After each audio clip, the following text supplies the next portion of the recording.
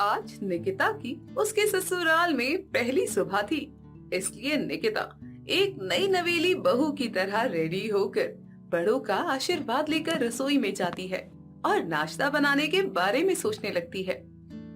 हे भगवान जी, आज ससुराल में मेरा पहला दिन है और आज मैं पहली बार अपने ससुराल वालों के लिए कुछ बनाने जा रही हूँ। तो आप मुझे अपना आशीर्वाद दीजिएगा ताकि मैं जो कुछ भी बनाऊं उन्हें बहुत पसंद आए और हर कोई मेरी बनाई हुई चीज की तारीफ करने लगे।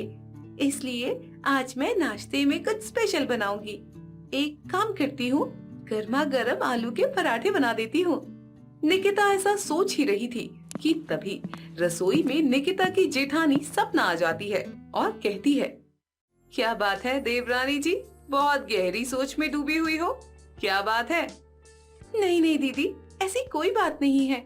मैं तो बस ये सोच रही थी कि नाश्ते में आप सभी के लिए आलू के पराठे बना दूं क्या? अरे नहीं नहीं निकिता, हमारे यहाँ नाश्ते में सिर्फ और सिर्फ हेल्दी ही खाते हैं। सब लोग हेल्दी खाते हैं, इसलिए आज मैं तुम्हें हमारे यहाँ की एक ऐसी डिश बनाना सिखाऊंगी जो कि खाने में बहुत टेस्टी और हेल्दी भी होती है। मतलब आज मैं कुछ ना बनाऊं? नहीं, आज मैं तुम्हें बनाना सिखाऊंगी ताकि तुम अगली बार खुद से बनाओ। अच्छा ठीक है दीदी, आप मुझे सिखा दीजिए, लेकिन ऐसी कौन सी डिश बनाने जा रही हैं आप जो कि खाने में बहुत हेल्दी और टेस्टी भी है? चावल की कांजी। क्या? ये कौन सी डिश है? मैंने तो आज तक कभी इसका नाम भी नहीं सुना। अरे आज तक नहीं सुना तो अब सुन लेना। हमारे घर में अक्सर रात के बचे हुए चावल की कांजी बनाई जाती है। चावल की कांजी निकिता ने ना कभी खाई थी और ना कभी बनाया था, इसलिए निकिता कांजी की रेसिपी देखने के लिए बहुत एक्साइटेड थी। तभी सपना रात के बचे चावल को दही के साथ मिक्स करके मिक्सर में ग्राइंड करके पीसने लगती है और ये देख निकिता को बड़ा ही अजीब लगता है। हे भगवान, आखिर ये कैसी अजीब सी रेसिपी है? चावल की कांजी, वो भी दही के साथ मिक्स करके। पता नहीं खाने में कैसा होगा ये। इस रेसिपी को तो देखकर साफ साफ पता चल रहा है कि मेरे ससुराल वालों का खाने के मामले में कुछ अच्छा टेस्ट नहीं है।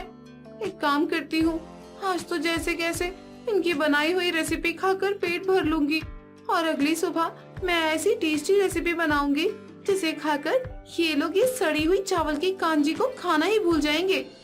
आखिर में सपना चावल की कांजी में तड़का देकर चावल की कांजी का नाश्ता रेडी कर देती है। देख, बन गई ना झटपट चावल की कांजी। चलो अब जल्दी से सभी को सर्व कर देते हैं, क्योंकि बहुत देर से सब लोग नाश्ते का इंतजार कर रहे हैं। ठीक है दीदी। थोड़ी देर बाद सभी लोग साथ बैठकर बड़े मजे से नाश्ता कर रहे होते हैं, क्योंकि सभी को चावल की कांजी बहुत अच्छी लगती थी और निकिता ने पहली बार कांजी खाई थी तो उसे उसका स्वाद कुछ पसंद नहीं आया था, इसलिए वो आधा अधूरा कांजी खाकर वहाँ से जाने लगती है। तभी निकिता की सास बबीता कहती है, अरे नहीं बहू, कहाँ जा रही हो? तूने तो अच्छे से कांजी को खाया भी नहीं। क्या बात है, लगता है तुझे कांजी कुछ खास पसंद नहीं आई। नहीं नहीं मम्मी जी, ऐसी कोई बात नहीं है। वो दरअसल बात ये है कि सुबह सुबह मुझसे ज्यादा खाना खाया नहीं जाता, मैं इतना ही खाती हूँ। अच्छा तो ये बात है, चल कोई बात नहीं, तेरा जितना मन था तूने उतना तो खा ही लिया। वैसे निकिता, तुमने चावल की कांजी बनाना सीख तो लिया है ना? मैंने तुम्हें चावल की कांजी बनाने का सारा स्टेप अच्छे से समझा दिया था। अगर तुम्हें फिर से कुछ भी समझ ना आए तो तुम बेझिझक मुझसे पूछ सकती हो। नहीं नहीं दीदी, ऐसी कोई बात नहीं है, मुझे अच्छे से समझ आ गया है कि चावल की कांजी कैसे बनाई जाती है। बाकी आप लोग खाइए, मैं जरा अपने रूम में जाती हूँ। निकिता ऐसा बहाना बनाकर वहाँ से चली जाती है। इसी तरह से अगली सुबह निकिता फिर से रसोई में जाती है और आलू के पराठे बनाने की तैयारी कर रही होती है कि फिर से रसोई में सपना और बबीता आते हैं। अरे निकिता, अरे सपना बहू, तूने निकिता बहू को समझाया नहीं था क्या कि हमारे घर में हमेशा सुबह सुबह नाश्ते में सिर्फ और सिर्फ चावल की कांजी ही बनती है। फिर क्यों निकिता बहू आलू को कुकर में रख रही है? मम्मी जी, मैंने तो कल ही देवरानी जी को अच्छे से समझाया था कि हमारे घर में रोज सुबह सुबह खाने में सिर्फ और सिर्फ चावल की कांजी ही बनती है। निकिता बहू, अगर तुझे सपना की बात समझ में ना आई हो तो मैं तुझे फिर से समझा देती हूँ कि हमारे घर में शुरू से लेकर अब तक नाश्ते में सिर्फ और सिर्फ चावल की कांजी ही बनती आई है, क्योंकि हम हमेशा हेल्दी खाना ही पसंद करते हैं। तो अब जल्दी से चावल की कांजी बनाने की तैयारी करो। चावल की कांजी का सुनकर ही निकिता का मुंह बन जाता है, लेकिन बेचारी अपने ससुराल में अपनी नई नवेली थी कि वो चाहकर भी किसी से कुछ नहीं कह पा रही थी। थोड़ी देर में निकिता सबको चावल की कांजी परोसकर खुद भी डाइनिंग टेबल पर बैठ जाती है, लेकिन निकिता अपनी प्लेट में चावल की कांजी नहीं परोसती। ये देख निकिता का पति अर्जुन कहता है, क्या बात है निकिता, तुम कहाँ खोई हुई हो? मैं देख रहा हूँ सबने अब तक आधा नाश्ता खत्म कर दिया और तुमने तो अभी तक अपने प्लेट में नाश्ता भी नहीं रखा। क्या बात है? नहीं नहीं, कोई बात नहीं है, मैं बस अभी परोस रही हूँ अपनी प्लेट में नाश्ता। हाँ हाँ निकिता बहू, परोसो परोसो, बहुत टेस्टी बनाया है तुमने चावल की कांजी। अरे लगता है अब निकिता भी धीरे धीरे हमारे रंग में रंगती जा रही है। निकिता सबके कहने पर अपना मन मारकर फिर से चावल की कांजी खाकर अपने कमरे में चली जाती है। थोड़ी ही देर में अर्जुन भी वहाँ आता है और अर्जुन निकिता से कहता है, निकिता क्या बात है, तुमने आज फिर से ठीक से नाश्ता नहीं किया? अगर तुम ऐसा ही करती रहोगी तो एक दिन तुम बीमार पड़ जाओगी। तुम ठीक से क्यों नहीं खाती हो? क्या बताऊं अर्जुन जी, आप तो जानती ही है ना, मेरा शादी के बाद से रूटीन एकदम से चेंज हो गया है। यहाँ पर लोगों के खाने का तरीका बहुत अलग है। कहाँ मैं शादी से पहले नाश्ते में कभी ब्रेड आलू के पराठे, कभी सैंडविच, ये सब खाया करती थी, और कहाँ आप रोज रोज चावल की कांजी खा खा कर मेरा तो दिमाग ही खराब हो चुका है। मैं तुम्हारी बातें अच्छे से समझ रहा हूँ निकिता। शादी के बाद एक लड़की की जिंदगी पूरी तरह से बदल जाती है, नए लोग, नए तौर तरीके। लेकिन तुम चिंता मत करो, मैं हमेशा तुम्हारे साथ हूँ। जिम्मेदार पति होने के नाते अर्जुन निकिता की बातों को खूब अच्छे से समझने की कोशिश करता है। इसी तरह से अगली सुबह निकिता फिर से रसोई में जाती है और चावल की कांजी बनाने की तैयारी करने लगती है। तभी वहाँ अर्जुन आता है और अर्जुन निकिता से कहता है, वैसे निकिता, मुझे भी आलू के पराठे बहुत अच्छे लगते हैं, पर घर वालों के चलते मुझे भी अपना मन मारना पड़ता है। मैंने आज सोच लिया है कि आज मैं नाश्ते में आलू का पराठा ही खाऊंगा, तो तुम सबके लिए जल्दी से आलू के पराठे रेडी कर दो। पर अर्जुन जी। अरे यार निकिता, तुम इतना टेंशन क्यों लेती हो? मैं हूं ना। अब तुम जल्दी से आलू के पराठे बनाओ और साथ में चाय भी बना लेना और मक्खन अच्छे से लगाना पराठे पर। अर्जुन को भी आलू के पराठे बहुत पसंद है, इसलिए निकिता अर्जुन के कहने पर नाश्ते में आलू के पराठे बनाकर तैयार कर देती है और सभी को नाश्ते में खाने के लिए आलू के पराठे ही दे देती है। आलू के पराठे देखकर ससुराल वालों का मुंह बन जाता है। हे भगवान निकिता बहू, लगता है तुम्हें एक ही बात मुझे 50 बार समझानी पड़ेगी। अरे किससे पूछकर तुमने नाश्ते में ये आलू के पराठे बनाए हैं? फिर तुम्हें मालूम है ना कि हम सब नाश्ते में सिर्फ और सिर्फ हेल्दी चावल की कांजी ही खाते हैं। फिर क्यों बनाया तुमने ये? सास की आवाज सुनकर निकिता सहम जाती है, लेकिन निकिता कुछ कह पाती उससे पहले ही अर्जुन कहता है, मम्मी, इसमें निकिता की कोई गलती नहीं है। वो तो चावल की कांजी ही बना रही थी, तो मैंने उसे चावल की कांजी बनाने से रोका था, क्योंकि रोज रोज चावल की कांजी खाकर ना मैं बोर हो चुका था। बस इसलिए मैंने निकिता को आलू के पराठे बनाने के लिए बोला।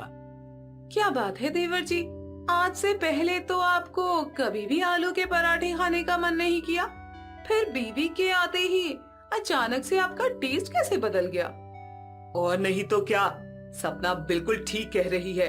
अरे निकिता तो हमारे घर के लिए अभी नई है, इसे यहाँ आए हुए सिर्फ 2 महीने ही हुए हैं, लेकिन अर्जुन, तुझे तो हमारे घर के तौर तरीके अच्छे से मालूम है ना। माँ एक काम करते हैं, आज से इस घर में जिसे नाश्ते में जो खाना हो वही बनेगा। अगर आप लोगों को चावल की कांजी खाना इतना ही पसंद है तो आप लोग रोज चावल की कांजी खाओ। लेकिन जिस दिन मेरा या फिर निकिता या फिर घर में किसी का भी मन कुछ और खाने को करेगा तो वो नाश्ते में अपनी मर्जी के हिसाब से खाएगा। अर्जुन की बातें सुनकर सभी को समझ में आ जाता है कि हमें किसी को भी खाने पीने को लेकर कोई दबाव नहीं करना चाहिए। इसलिए अब से निकिता अपने ससुराल वालों के लिए नाश्ते में चावल की कांजी के साथ साथ अपनी पसंद का कुछ न कुछ जरूर बना कर देती है। शिवानी की हाल ही में शादी हुई थी। शिवानी ने घर को काफी अच्छे से संभाल रखा था। उसे उसके ससुराल वाले बेहद प्यार करते थे। लेकिन अगर शिवानी से कोई चिढ़ता था तो वो था उसका देवर विशाल। ऐसे ही एक दिन शिवानी खाने के टेबल पर खाना परोस रही होती है। तभी वह विशाल की तरफ जाती है, लेकिन विशाल बोलता है, मैं अपना खाना खुद डाल सकता हूँ। भगवान ने मुझे भी 2 हाथ दिए हैं। लेकिन देवर जी, मैं आपके लिए भी खाना निकाल देती हूँ ना। वैसे भी मैं सबका खाना निकाल ही रही हूँ, तो आपका भी निकाल दूंगी साथ में। मैंने कहा ना आपको कि मैं अपना खाना खुद निकाल लूंगा। एक बात समझ नहीं आती क्या आपको? और वैसे भी मैं तुम्हें अपनी भाभी नहीं मानता, तो प्लीज मेरे सामने ये भाभी बनने का नाटक मत करो। इतना बोलकर विशाल अब खुद का खाना खुद ही निकाल लेता है। लेकिन घर वाले विशाल का ऐसा बर्ताव देखकर हैरान हो जाते हैं। उन्हें समझ नहीं आता था कि शिवानी से वो इतना चिढ़ता क्यों है। बेचारी शिवानी कुछ नहीं बोल पाती है और सभी को खाना देने लगती है। ऐसे ही अगली सुबह शिवानी सभी को ब्रेकफास्ट दे रही होती है। तभी विशाल अपना बैग लेकर बाहर आता है। विशाल, अपना लंच तो लेके जाओ। देखो, मैंने तुम्हारे लिए फेवरेट पालक पनीर बनाई है। नहीं भाभी जी, मुझे आपके हाथों का बना हुआ खाना नहीं खाना। इससे अच्छा तो बाहर ही जाकर खा लूंगा। लेकिन विशाल, खाना बना हुआ है और खाना पैक भी हो रखा है। खाने का अपमान करना अच्छा नहीं होता है। अच्छा, तुम मुझे सिखाओगी किसका अपमान करना चाहिए और किसका नहीं। तुम खुद तो अपने सम्मान की कोई फिक्र नहीं करती, दूसरों को आई ज्ञान देने।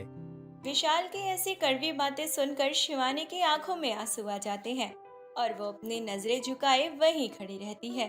उसकी नजर नीचे देख विशाल उसके करीब जाता है और उसके कानों में बोलता है, पानी, तुम मेरी नजरों से गिर चुकी हो। जिस दिन तुमने वो घटिया काम किया था ना, मेरा तो तुम्हें भाभी मानने का जी ही नहीं करता। मुझे तो तुम्हें भाभी बोलते हुए भी शर्म आती है। इतना बोलकर विशाल गुस्से में वहां से चला जाता है और अपना लंच घर पर ही छोड़ जाता है।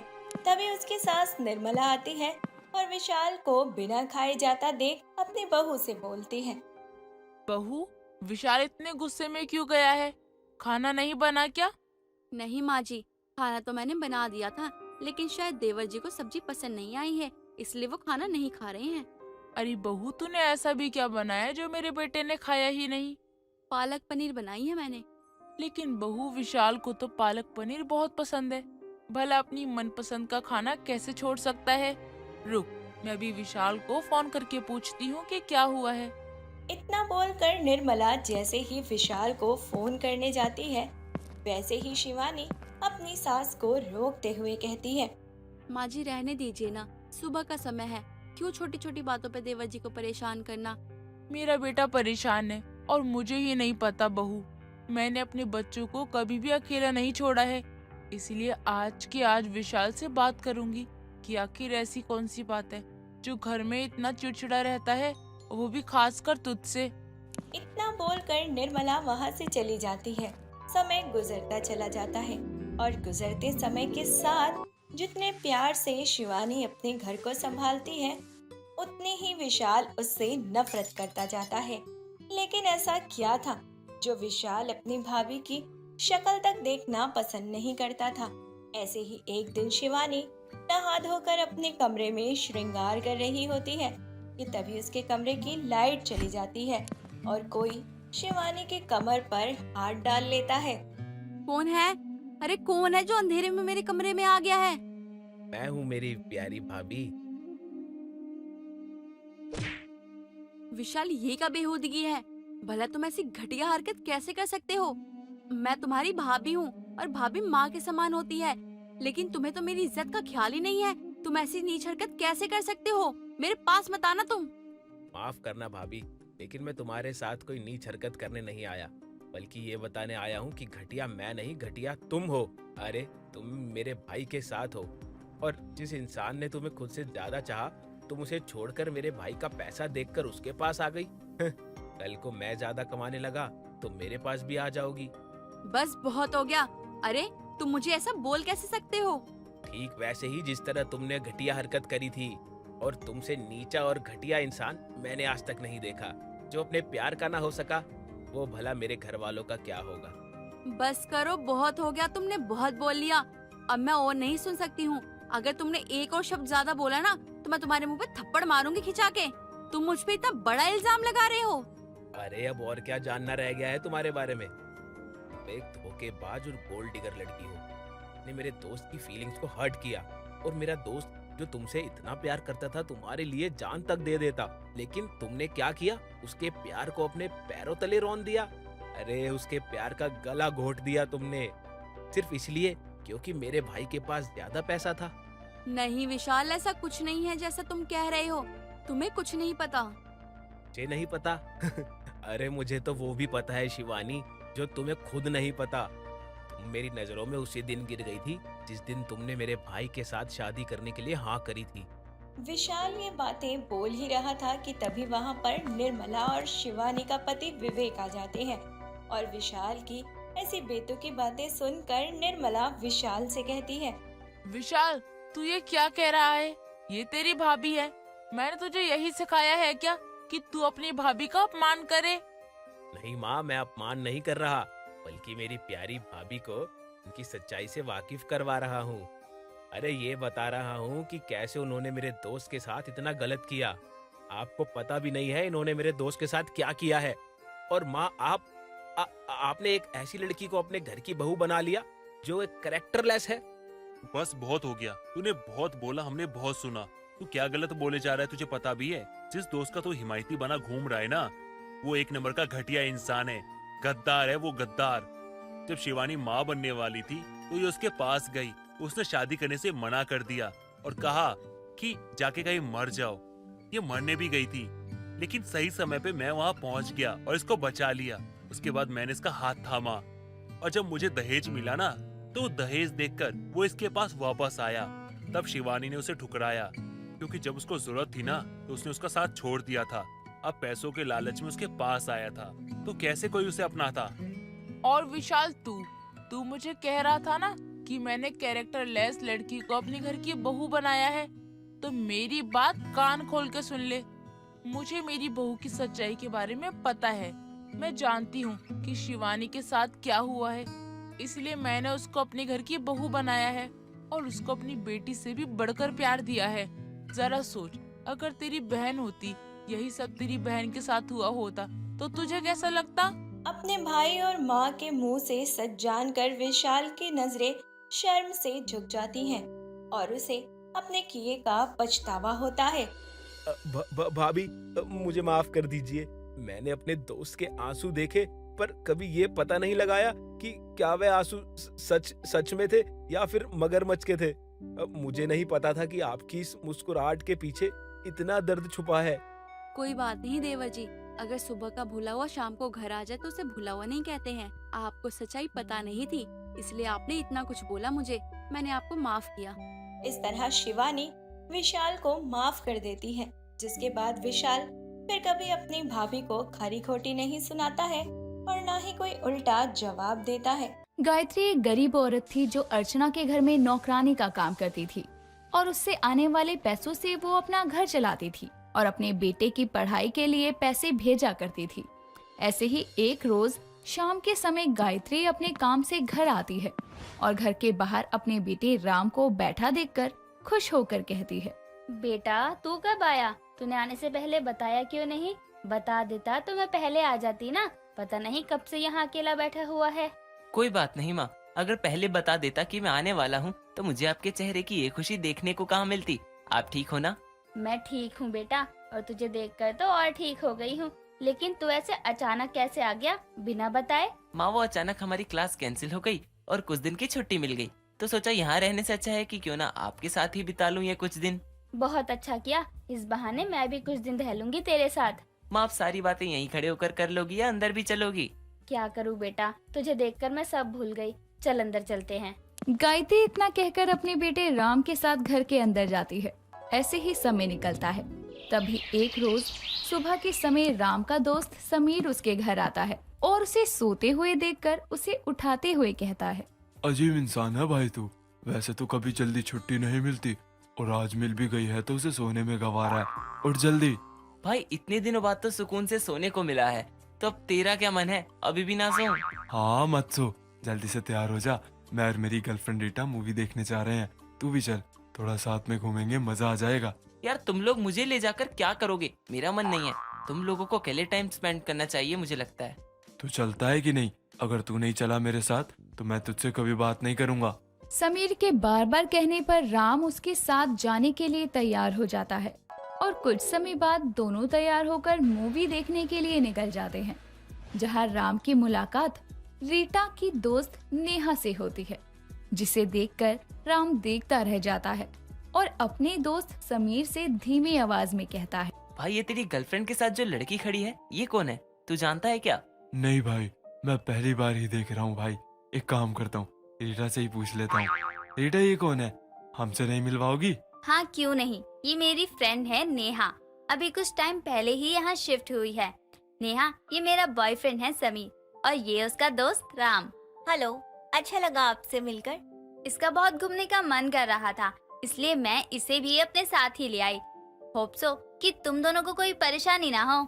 नहीं रीटा, हमें क्यों बुरा लगेगा? और तुम्हारी फ्रेंड हमारी भी फ्रेंड हुई ना। एक काम करो, तुम और समीर जाके एंजॉय करो, मैं नेहा के साथ रहता हूँ। ओके, अच्छा है, इसी बहाने इसको भी एक न्यू पार्टनर मिल जाएगा। रीटा इतना कहकर समीर को लेकर वहां से चली जाती है, जिसके बाद नेहा और राम आपस में बातें करना शुरू करते हैं। ऐसे ही समय बीतता है और समय के साथ नेहा और राम आए दिन किसी न किसी बहाने से मिलने लगते हैं। रोजाना एक दूसरे से मिलने के साथ में वो टाइम स्पेंड करते करते नेहा भी अब राम को पसंद करने लगी थी।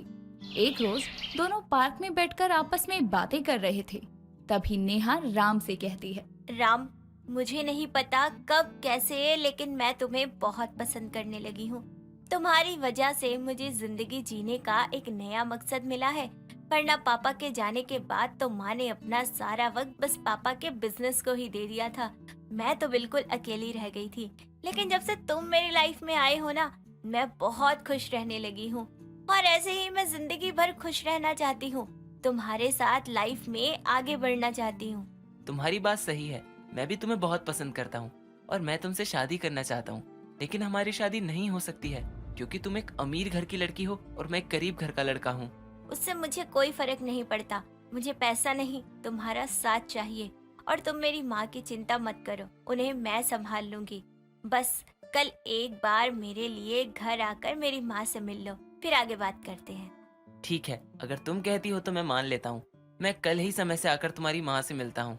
अगले दिन सुबह राम इस बात से अनजान कि नेहा और कोई नहीं, उसकी माँ की मालकिन अर्चना की बेटी है, जहाँ वो नौकरानी का काम करती है, उससे मिलने उसके घर जाता है।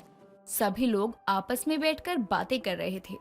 तभी गायत्री सबके लिए चाय नाश्ता लेकर आती है और अपनी माँ को वहाँ देखकर राम बहुत हैरान था और सोफे से खड़े होकर कहता है, माँ, आप यहाँ काम करती हैं? माँ, ये तुम्हारी माँ है? हाँ आंटी जी, ये मेरी माँ है। क्या बात है बेटी, बड़ी अच्छी पसंद है तेरी। तुझे अपने घर के नौकरानी का बेटा ही मिला था शादी करने के लिए? ये शादी कभी नहीं हो सकती। माँ, आप ऐसा मत कहिए, मुझे इस बात से कोई परेशानी नहीं है। गायत्री आंटी ने हमेशा मुझे एक बेटी जितना प्यार दिया है। माँ, आपने शादी के लिए हाँ नहीं की तो मैं अपनी जान दे दूंगी। अपनी बेटी की बात सुनकर अर्चना डर जाती है और ऊपरी दिल से शादी के लिए हाँ कर देती है। ऐसे ही समय निकलता है और समय के साथ नेहा और राम की शादी की तारीख तक तय हो जाती है। यूं ही समय और निकलता है और राम और नेहा की सगाई के एक दिन पहले अर्चना गायत्री को बुला कर कहती है, मैंने सिर्फ अपनी बेटी की खुशी के लिए हाँ की है, इसलिए अपनी औकात कभी मत भूलना। और मैं चाहती हूँ राम और नेहा की सगाई और शादी सब हमारे ही घर से हो। मालकिन, मुझे भी पैसों का कोई लालच नहीं है और माफ करिए, लेकिन सगाई तो मेरे घर ही होगी। हमारे यहाँ की रस्म है कि सगाई के लिए लड़की वाले ही आते हैं लड़के वालों के घर। खुद ही अपनी बेइज्जती करवाने का बहाना ढूंढ लिया इसने। तुम्हारे जैसे गरीब और उसकी औकात दिखाने के लिए तुम्हारे घर से अच्छी जगह और कोई हो ही नहीं सकती। ठीक है, मैं भी देखती हूँ कि तुम अपने गरीब बेटे की सगाई बिना किसी रुकावट और तमाशे के कैसे पूरा करती हो, क्योंकि मैं अपनी बेटी के प्यार में मुंह बंद कर सकती हूँ, लेकिन दुनिया नहीं। अर्चना इतना कहकर वहाँ से चली जाती है। अगले दिन अपनी बेटी नेहा और अपने सभी रिश्तेदारों को लेकर अर्चना गायत्री के घर जाती है, जहाँ की फीकी और सिंपल सजावट देखकर सभी मेहमान आपस में बातें करने लगते हैं, जिसे सुनाने के लिए वो गायत्री को बुलाने उसके कमरे में जाती है, जहाँ उसकी नजर सगाई की अंगूठी पर जाती है और गायत्री की गरीबी का मजाक उड़ाने के लिए अर्चना वो अंगूठी चुरा कर अपने पास रख लेती है। कुछ समय बाद सगाई की रस्म शुरू होती है, जिस पर पंडित गायत्री से कहता है, गायत्री जी, अंगूठी ले आइए, सगाई का मुहूर्त निकल रहा है। जी पंडित जी, बस अभी लेकर आती हूँ। गायत्री इतना कहकर अंगूठी लेने के लिए कमरे में जाती है और वहाँ अंगूठी ना पाकर वो परेशान हो जाती है और बाहर आकर रोते हुए अपने बेटे से कहती है, राम बेटा, कमरे में अंगूठी नहीं है, लगता है अंगूठी चोरी हो गई। गायत्री, कितना झूठ बोलोगी? जिनकी अंगूठी देखने की औकात ना हो, वो अंगूठी कहाँ से खरीदेगी? मालकिन, मैं झूठ नहीं बोल रही हूँ, मैंने अंगूठी खरीदी थी पर वहाँ नहीं है जहाँ रखी थी। तो तुम कहना क्या चाहती हो कि हमारे मेहमान चोर हैं, जिन्होंने तुम्हारी सस्ती सी अंगूठी चुरा ली? आप लोग बहस करना बंद करिए, सगाई का समय निकला जा रहा है। पंडित जी, अब यहाँ कोई सगाई वगाई नहीं होगी। जहाँ हमारे मेहमानों की कोई इज्जत नहीं, उस घर में हमारा कोई रिश्ता नहीं होगा। चल बेटी, मैं तेरी शादी एक अच्छे से घर में करवाऊंगी। अर्चना इतना कहकर अपनी बेटी नेहा का हाथ पकड़कर जैसे ही जाने के लिए आगे बढ़ती है, तभी नेहा अपना हाथ छुड़वाते हुए गुस्से में कहती है, बस करिए माँ, और कितना झूठ बोलेंगी और कितना मजाक उड़ाएंगी इन गरीबों का। मैं इतनी देर से इसीलिए चुप थी कि शायद आपको अपनी गलती का एहसास खुद से हो जाएगा, लेकिन आपको एहसास तो क्या, पछतावा तक नहीं है। मैंने क्या किया है जो मुझे पछतावा होगा? माँ, आपने ही सगाई की अंगूठी चुराई है, मैंने खुद अपनी आंखों से देखा है। आपने सिर्फ इनकी बेइज्जती करने के लिए इतना बड़ा तमाशा किया, लेकिन आप ये भूल गई कि इनके साथ साथ आपकी बेटी की भी इंसल्ट हुई है। इसका मतलब तो यही है ना कि आपको अपनी बेटी से ज्यादा अपने पैसे से प्यार है। नेहा की बात सुनकर अर्चना को अपनी गलती का एहसास होता है और वो गायत्री से माफी मांगती है। साथ ही उसे उसकी सगाई की अंगूठी भी वापस करती है, जिसके बाद सभी लोग मिलकर खुशी खुशी सगाई को करते हैं और इस तरह से गरीब गायत्री के बेटे की सगाई की रस्म पूरी होती है।